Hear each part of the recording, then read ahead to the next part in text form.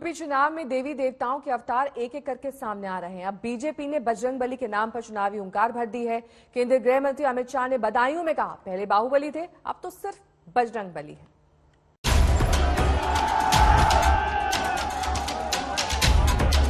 दिखाई पड़ता है बाहुबली? अरे यार जोर से बोलो ना, दिखाई पड़ता है। मैं तो जो भी करता हूँ डंके की चोट पर करता हूँ भैया। 10 मार्च के बाद पूरी गर्मी शांत करवा देंगे।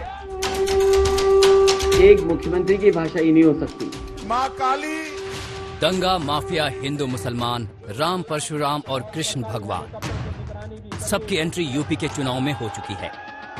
अब विकट होते चुनाव में आए हैं संकट मोचक के नाम से। जी हाँ, बदायूं के सहसवान में केंद्रीय गृह मंत्री अमित शाह ने चुनावों को बाहुबली बनाम बजरंगबली का मोड़ दे दिया है। वहीं पश्चिमी यूपी में बीजेपी के खिलाफ धुआंधार प्रचार कर रहे अखिलेश जैन भी प्रेस कॉन्फ्रेंस में बीजेपी को जवाब दे रहे हैं।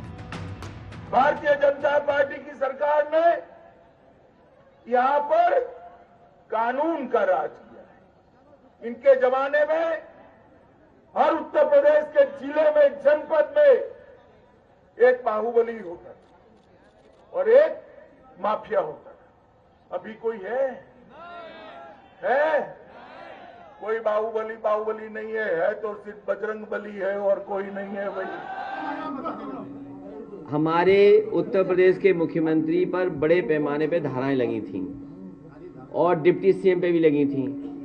दोनों पे जितने मुकदमे थे इतने तो आईपीसी में सेक्शन नहीं बने हुए। जहां तक समीक्षा का सवाल है, मुख्यमंत्री जी पर गंभीर धाराएं हैं। अगर कोई दरखास्त देगा तो उस पर विचार किया जाएगा। आपको याद होगा कि यूपी चुनाव में योगी आदित्यनाथ ने अपने प्रचार की शुरुआत अयोध्या से की थी, यानी जय श्री राम के नारे से चुनावी शंखनाद किया था। फिर पीएम मोदी ने काशी कॉरिडोर का लोकार्पण किया और भोलेनाथ की पूजा की। वहीं बीजेपी ने मथुरा यानी श्री कृष्ण जन्मभूमि का मुद्दा उठाया। जवाब में एसपी और बीएसपी ने भी ब्राह्मण काट के नाम पर परशुराम का सहारा लिया।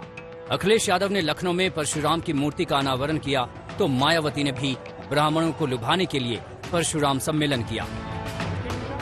अब अमित शाह ने न केवल बजरंगबली की एंट्री कराई बल्कि उसी बहाने आजम खान, अतीक अहमद और मुख्तार अंसारी जैसे बाहुबलियों का खौफ भी याद दिलाया। दूसरी तरफ सीएम योगी इनकी गर्मी शांत करने का दावा कर रहे हैं तो अखिलेश और जयंत इनकी भाषा और मुद्दों से भटकाने वाली नीयत पर सवाल उठा रहे हैं। अखिलेश जी, मुलायम जी मुख्यमंत्री होते थे तो साथ में कौन दिखता था? आपको तो अब याद नहीं होगा क्योंकि बहुत समय से सारे लोग जेल में हैं। मगर मैं याद करा दूं क्या आपको? कराऊं? इनके साथ में देखते थे आजम खान, दिखते थे या नहीं दिखते थे? अरे यार जोर से बोलो, दिखते थे या नहीं दिखते?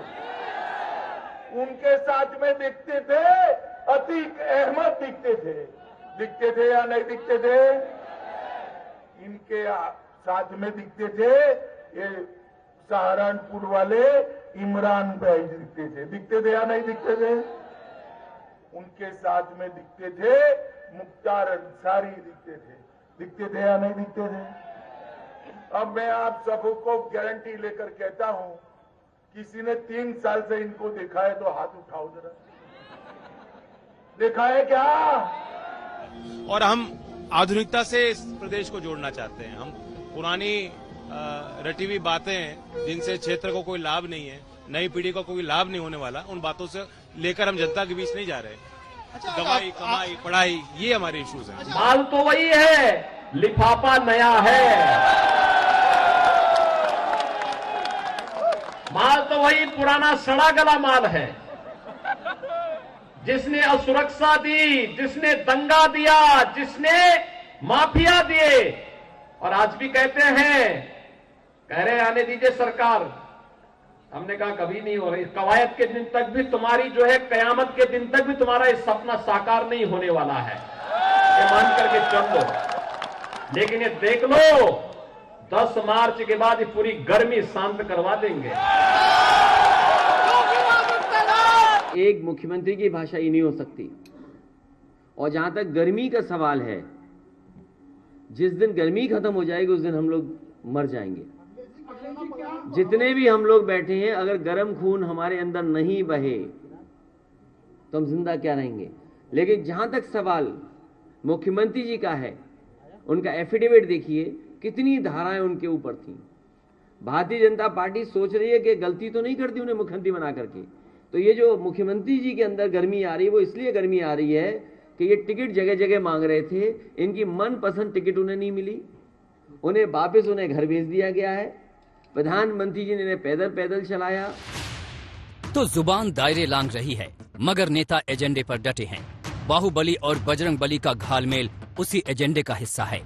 दूसरी तरफ अखिलेश जयंत इसे भाईचारा बनाम बीजेपी का चुनाव बताकर बुनियादी मुद्दे उठाने की कोशिश कर रहे हैं।